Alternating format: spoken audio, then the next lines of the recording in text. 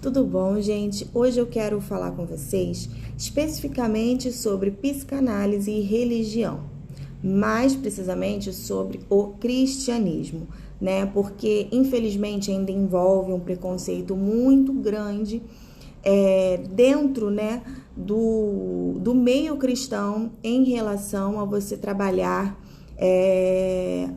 o seu psicológico, né? Na verdade, porque muitas das vezes os cristãos eles colocam tudo ou na conta de Deus ou na conta do diabo, ou sendo, tudo se torna espiritual. Quando muitas das vezes a palavra de Deus é bem clara de que cada escolha, cada atitude, cada fato na nossa vida, eles terão consequências. E muitas das vezes as nossas consequências sofridas às vezes não serão só mesmo por conta do que a gente escolheu para a vida. Às vezes, por escolha dos nossos pais, nós adquirimos certos traumas que quando a gente não aprende a lidar, nós nos tornamos seres humanos muitas das vezes complicados, adquirimos traumas, transtornos, onde quando nós não sabemos tratar, nós temos muita dificuldade de entender, de se socializar, de conviver. E ao mesmo tempo, quando nós convivemos com pessoas que possuem algum tipo de transtorno, algum tipo de trauma, quando a pessoa ela tem muitos gatilhos por conta de muitas coisas que passou na vida, quando nós não temos a capacidade de compreender talvez o porquê de tudo isso, é muito difícil a convivência, é muito difícil de manter, é muito difícil de nós entendermos o limite entre estar dentro da palavra de Deus e estar se auto-sabotando ou se automutilando com, às vezes, companhias, com, às vezes, relacionamentos totalmente tóxicos, onde você não tem poder de mudar o outro. Você entende? Muitas das vezes existe, porque no cristão é assim, a gente acaba achando, né? Eu vou me colocar, porque por muito tempo da minha vida eu vivi assim, a gente acaba achando que a oração muda a outra pessoa. Porém, não. O que muda a outra pessoa é a vontade dela em mudar. A oração, ela pode fazer com que você adquira sabedoria para lidar com as situações, que você mude, mas você não tem poder sobre a vida do outro. Senão o ato de livre escolha na Bíblia seria infundado. Você entende? Quando a sua oração é capaz de mudar a escolha de alguém, mudar o ato de alguém, acaba que a sua oração que tem poder sobre aquela pessoa, sendo que Deus ele deu o mesmo livre, a mesma livre escolha para cada um fazer suas escolhas, tomar suas decisões dentro do que ele já diz. Tudo que você planta, você colhe. As suas escolhas terão consequências, né? Ele nos deixou a palavra como um guia para nós sabermos como andar segundo as vontades dele, segundo o que ele tem para nós, para viver a boa, perfeita e agradável vontade de Deus e assim termos uma vida plena em Deus, sabendo sempre que nesse mundo estaremos sempre sujeitos a coisas difíceis. A plenitude de vida não é uma vida terrena, não é uma vida conquistando tudo. A plenitude que a palavra de Deus nos ensina é em Deus, né? E voltando aqui, existe esse ponto onde muitas pessoas hoje em dia acabam sofrendo por não entenderem onde estão os limites dentro de uma relação, porque ela infelizmente foi ensinada a levar tudo para o espiritual e ela acaba absorvendo isso acaba trazendo um peso, né? Que a pessoa ela tem que mudar a outra, que a oração dela vai mudar a outra. Então ela passa uma vida inteira se sufocando e se culpando por erros de outras pessoas, sendo que não é assim.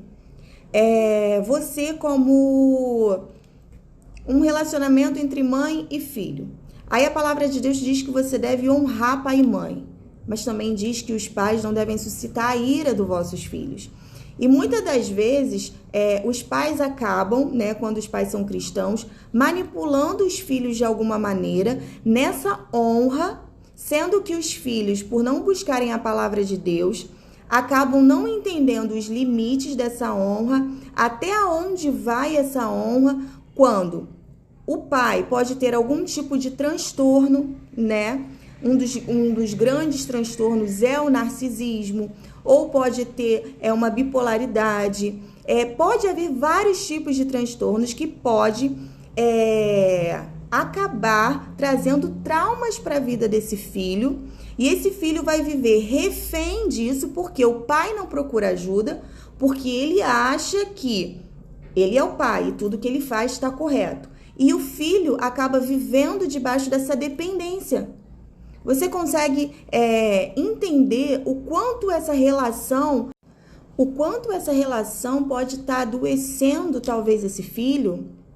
O quanto essa relação onde o pai não pode ser contestado acaba fazendo com que esse pai perca o amor, perca a admiração desse filho?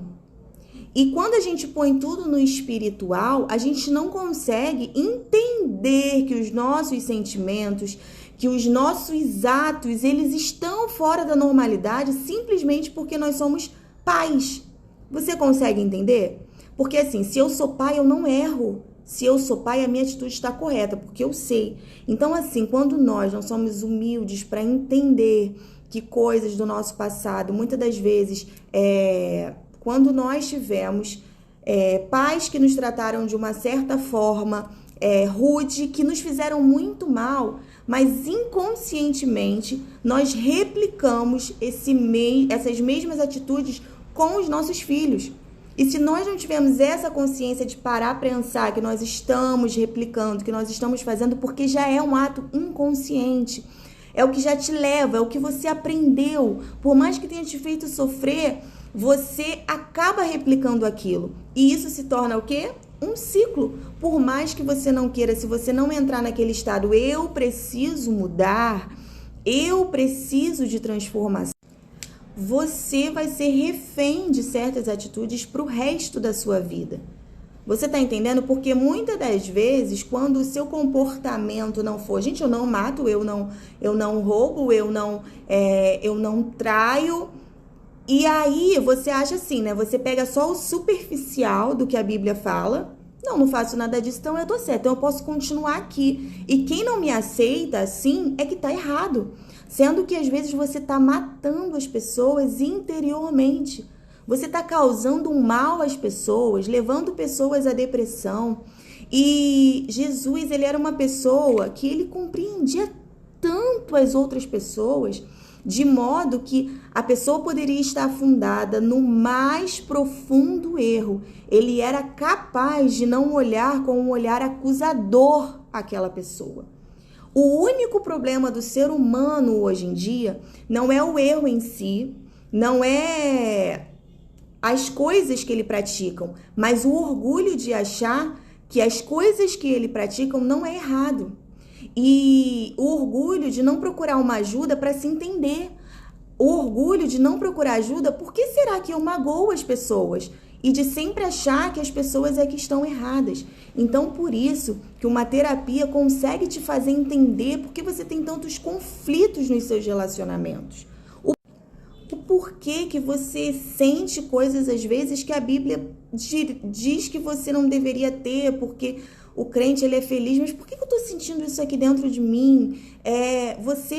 Quando você tem esclarecimento, principalmente de palavras, junto com a sua vida, porque nem todo mundo é igual a todo mundo.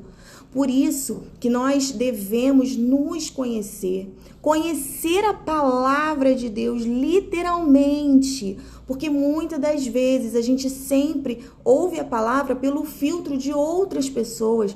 Nós não queremos pegar a Bíblia, nos aprofundar, querer ouvir, quebrantar o coração que Deus tem para falar para nós. Então nós vivemos numa vida super bagunçada, sem entender até onde eu posso impor limites entre relacionamentos. impor limite entre relacionamento com os meus pais, impor limite em relacionamento com o meu marido ou com a minha esposa, impor limites com o relacionamento com os meus filhos, para eu saber até aonde a Bíblia me manda ir e até aonde eu suporto ir, porque eu sou um ser humano. Você tá entendendo? Então, quando você consegue se conhecer a sua vida, a sua história, de como você sente todas as suas emoções, e consegue trazer a Bíblia e aplicá-las, você encontra um equilíbrio. Então, é muito importante se conhecer a palavra de Deus.